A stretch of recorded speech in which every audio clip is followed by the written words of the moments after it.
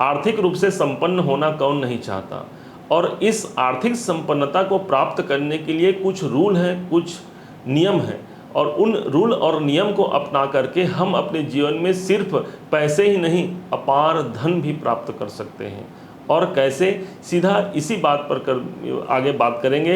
यदि आप वृषभ राशि के हैं, यदि आपका जन्म लग्न वृषभ लग्न में यदि हुआ है, तो दोनों स्थिति में यह वीडियो आपके लिए और सिर्फ आपके लिए होने जा रही है।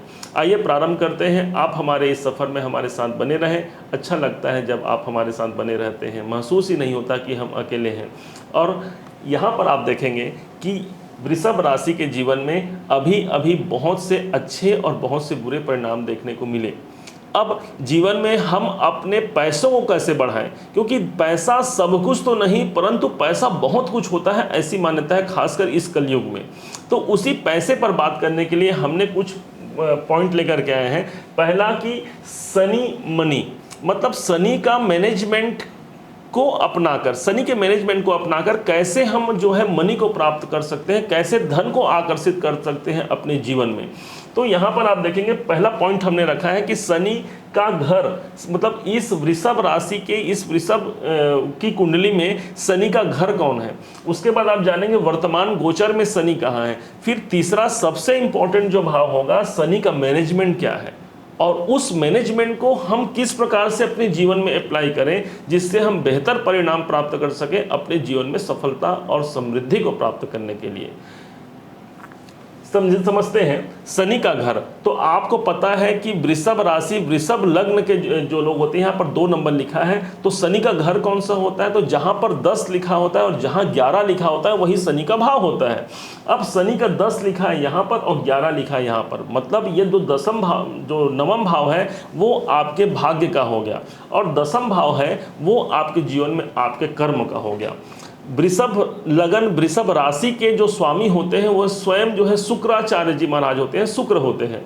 आपको बता दें कि शुक्र जो एक ऐसे ग्रह हैं जो स्वयं जो है धन के देवता हैं, अर्थात आपके धनेश हो गए शुक्र, तो धन के देवता आपके राशि के मालिक ही हो गए हैं। अब अपनी मित्रता निभाते हुए वृषभ राशि के स्वामी शुक्राचार्य ने अपनी मित्रता निभाते हुए शनि देवता को नवम और दसम भाव का बहुत ही इंपॉर्टेंट और मोस्ट इंपॉर्टेंट ये भाव दे दिया।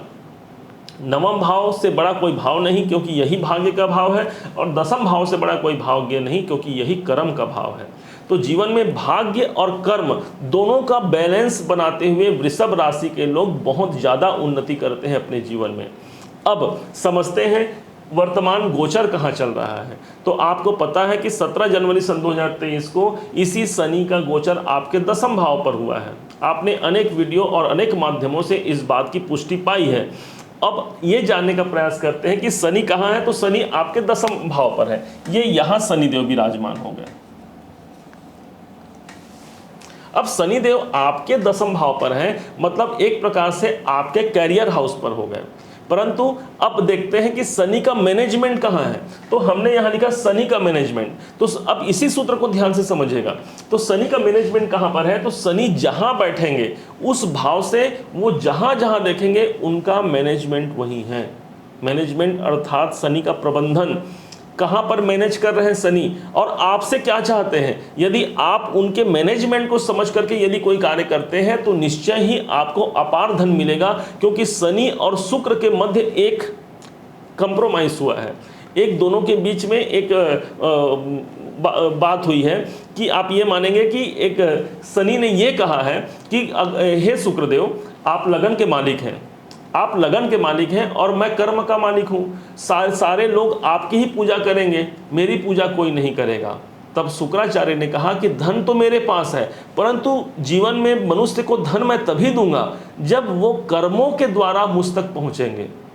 शायद इसी कारण जो महान धनी लोग हैं उन्होंने कर्मों को अपना जीवन में, अपने कर्मों को बहुत बड़ा एक टूल माना और अपने जीवन में श्रेष्ठ और उन्नत स्थान को प्राप्त किया। आपने ऐसे भी लोग देखे होंगे जो लोग कुछ नहीं किए, उल्टा बल्कि गलत कार्य किए, और धन के मामले में वो भी आज शीर्ष पर हैं। उन्होंने जाने अनजाने कहीं ना कहीं शनि के इस अलाइनमेंट को, इस उनके रास्तों को समझ लिया है और समझ करके अपने जीवन पर अप्लाई किया है। आपकी बारी है, आप समझिए और आप उसे अप्लाई कीजिए, निश्चय सफलता कैसे मिलती है आइए देखते हैं।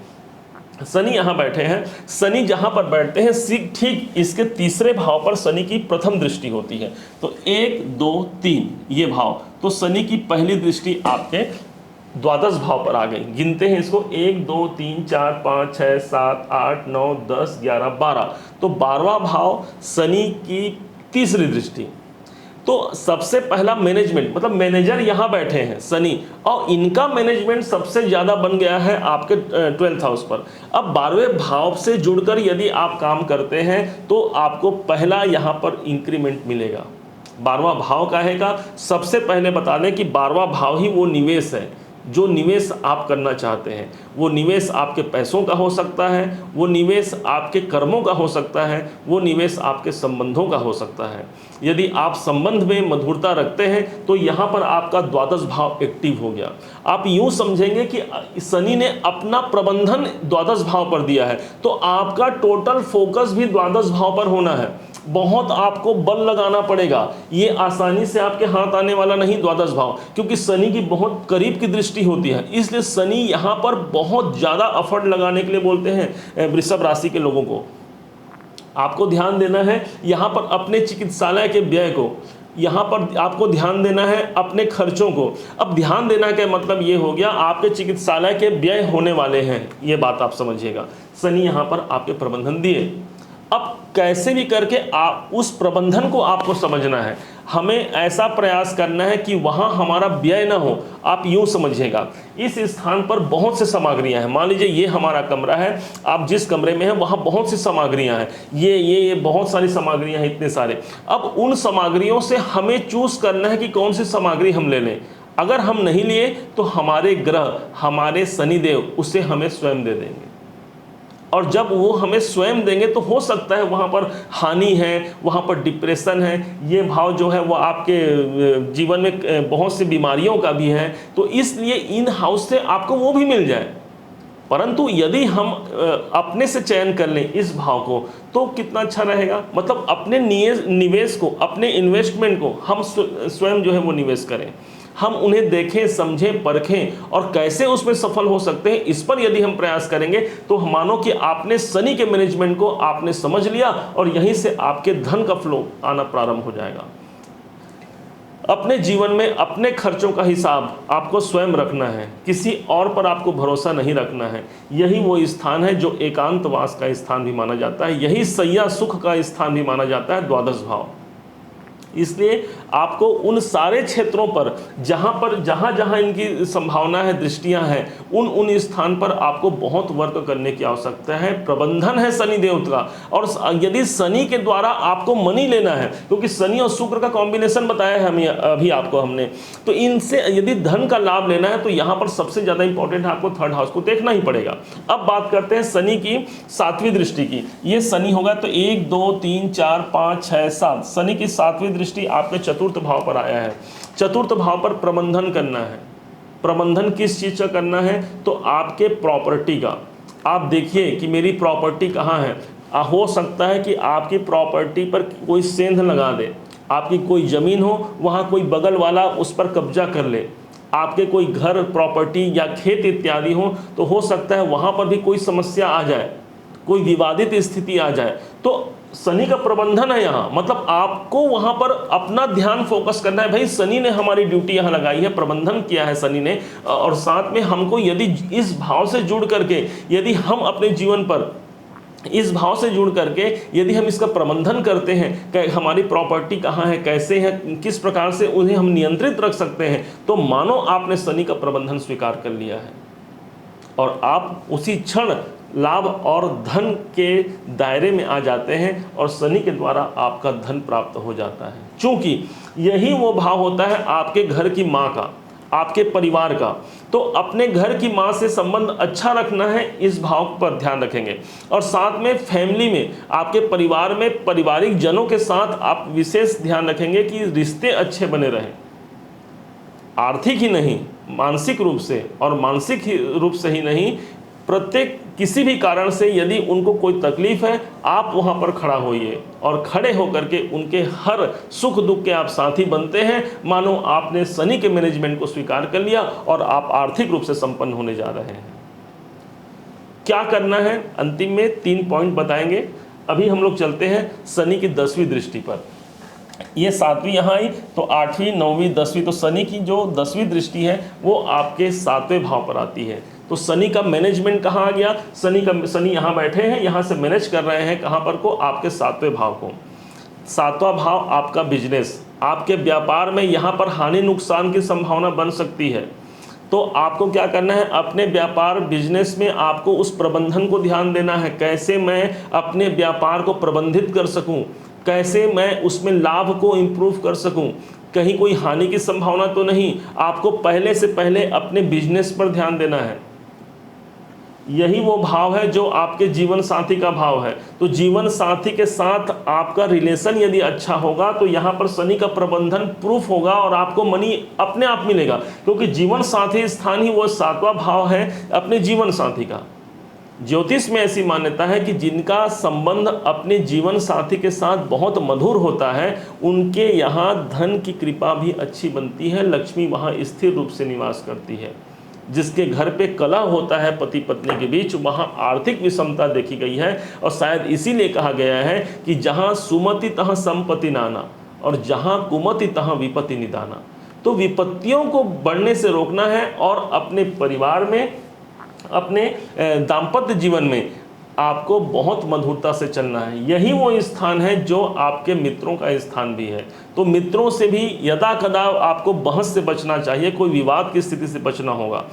और ये जो तीनों टूल आपको बताए हैं, इनके माध्यम से आप बहुत ज़्यादा अपने जीवन में वेल्थ को क्रिएट कर पाएंगे, अपार धन को क्रिएट कर पाएंगे। अब इन 3 पॉइंट को तो आपने समझा, अब कैसे इसे बढ़ाया जाए ये एक बात है। इसे आप अपने जीवन में आज से ही लागू कर दें।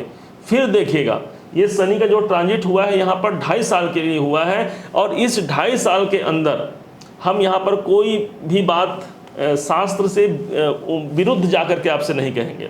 इस 2.5 साल में शनि का ट्रांजिट यहाँ रहेगा। इस दरमियान शनि 1-2 बार वक्री भी होंगे, और अभी 14 तारीख से शनि जो है वो राशि नक्षत्र परिवर्तन भी कर चुके हैं। तो उन टाइम पर आपको और विशेष ध्यान देना पड़ेगा इन अपने कर्तव्यों को। शनि ने इस भाव पर अपना मैनेजमेंट स्थापित किया है, वहाँ पर आपको कर्तव्य निर्वहन करना है। किन छोटे उपायों से आप इस भाव को एक्टिवेट कर सकते हैं, अब बात इसकी होने वाली है। द्वादश भाव आपके खर्चों का बताया, किस छोटे से उपाय से आप इसको एक्टिवेट कर पाएंगे पता है आपको? एक बार हॉस्पिटल घूम के आ जाइए। द्वादश भाव में कोर्ट कचहरी है, जेल खाने हैं, आपका पैसों का निवेश है, पैसों का खर्चा है, पैसों की हानि है। यही वो भाव है जो सैया का भाव है, यही वो भाव है जो हॉस्पिटल तक आपको ले जाता है, या किसी न किसी कारण से आपको हॉस्पिटल जाना पड़ता है, किसी अन्य के कारण भी वहाँ से आना जाना तांता लग जाता है। तो आपको करना क्या है? एक बहुत अच्छे उपाय के रूप में इस भाव को अगर एक्टिवेशन में हमको लाना है तो आपको घूम करके हॉस्पिटल से आ जाना है। कोई कारण नहीं है, घूम के आ जाइए। और अन्यथा आप अभी नहीं इस उपाय को करेंगे तो भगवान न करे समय ऐसा भी आ सकता है कि आपको किसी कारण से हॉस्पिटल जाना पड़े। विनती है, ये एक शनि का उपाय है, छोटा सा ही है, करें तो यहाँ से आपका द्वादश भाव एक्टिव हो जाएगा और आपको धन प्राप्ति की ओर अग्रसर कर देगा। ग्रह तो ये चाहेंगे ना भाई आपका वो भाव एक्टिव हो, और वो भाव आप एक्टिव कर लिया। चतुर्थ भाव है, माता से जुड़ करके रहिए, माता से आशीर्वाद लीजिए। ये एक पहला आपको उपाय हो गया जो आपके धन को बहुत ज़्यादा बढ़ाने वाला है। ये है आपका फैमिली का भाव। अपने फैमिली से दूर मत जाइए, यदि किसी कारण से दूर हैं तो नियमित उनसे बातचीत के दौरान उनसे संबंध स्थापित अच्छा से रखिए। निश्चय मानिए आपका स्थान, आपका यह स्थान जो है वो धन आकर्षित करेगा। अगली दृष्टि आपके 7वें भाव है, जीवन साथी से, अपने मित्रों से और खासकर अपने बिजनेस पर एक अपना ध्यान लगाइए, अपना प्रेम लगाइए। माना जाता है कि प्रेम यदि जहाँ पर है वहाँ पर बहुत सफलताएं प्राप्त होती हैं। यदि आप अपने बिजनेस से प्रेम करते हैं, शनि के मैनेजमेंट से प्रेम करते हैं, तो शनि आपको बहुत देंगे। क्योंकि कहा गया है कि शनि ही एक ऐसे देवता है जो राजा से रंक और रंक से राजा बना सकते हैं। आप इन छोटे छोटे उपायों को अपने जीवन में लागू करके एक बहुत श्रेष्ठ धन क्रिएट कर पाएँ, मेरी यही शुभकामना है आपके साथ में।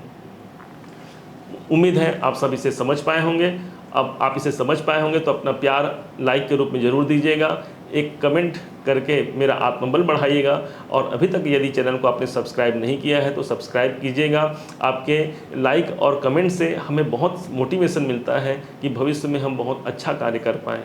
पुनः एक बार फिर आप सभी का दिवस जो है वो मंगलमय हो, इसी शुभकामनाओं के साथ जय श्री राम।